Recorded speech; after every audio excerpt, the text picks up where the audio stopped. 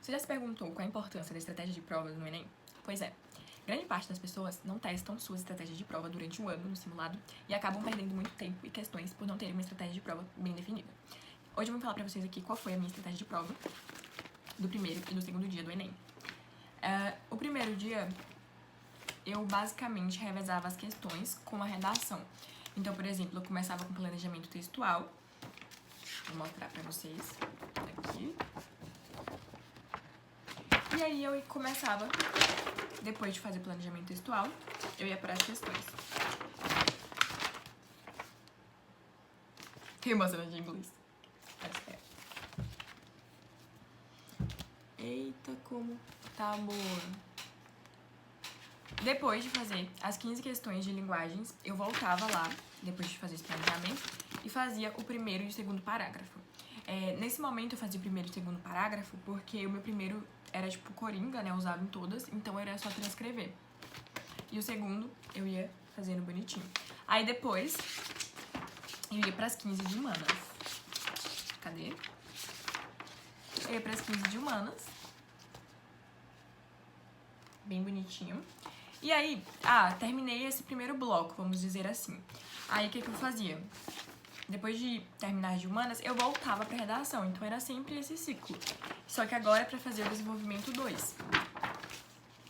Eu fazia o D2. Aí eu voltava pras 15 de linguagens, fazia a conclusão.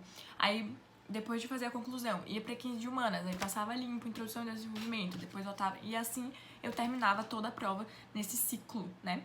E por fim, eu deixava pro final pra passar as questões no gabarito. Por que eu fazia isso? Eu treinei durante todo o ano fazendo desse jeito. Sempre sobrava, tipo, 1 hora, assim, 1 hora e 40 minutos pra eu passar. E foi mais ou menos isso na hora da prova, né? Acho que sobrou um pouco menos, sobrou 30 minutos, mas pra mim dava suficientemente pra passar. Tem gente que usa outras técnicas, que já vai marcando durante o gabarito, mas não foi o que eu me sentia confortável pra fazer. Já pro segundo dia, que é de matemática e naturezas, por isso que eu falo que é muito importante você treinar e você ter uma estratégia de provas pra treinar durante o ano. Porque o que é que acontece? Não deu certo fazer 15 e 15. Aqui, revezar 15 de naturezas, 15 de matemática. Pra mim, ficava muito cansativo. Tipo, no segundo 15 de naturezas, eu já não aguentava mais.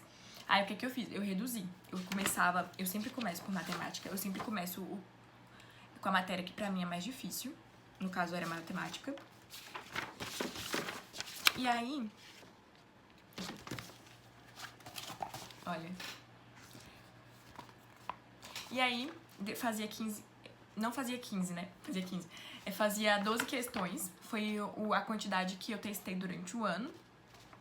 Então, fazia 12 questões de matemática. Depois, eu ia pra natureza e também fazia 12 questões. E aí, 12, 12, 12. E depois sobravam 9 questões no final. Então, ficava uma quantidade menor de questões, que eu já tava mais cansada. E as questões que eu tinha pulado. Por exemplo, essa 92 aqui da lâmpada, eu pulei, ó. E aí eu deixei pra fazer no final, acabei chutando, mas foi uma questão considerada difícil, né? Então, basicamente, foi assim meu planejamento. A dica que eu dou é que você teste o seu planejamento durante... a sua estratégia de prova. A dica que eu dou é que você teste durante todo o ano. Que você se acostume, que você já saiba certinho o que fazer e que você siga na prova aquilo que você treinou durante o ano. Porque não adianta você treinar e você chegar na prova e dar uma louca e querer fazer alguma coisa diferente. Eu segui exatamente o que eu treinei durante o ano na prova e deu super certo. E é isso.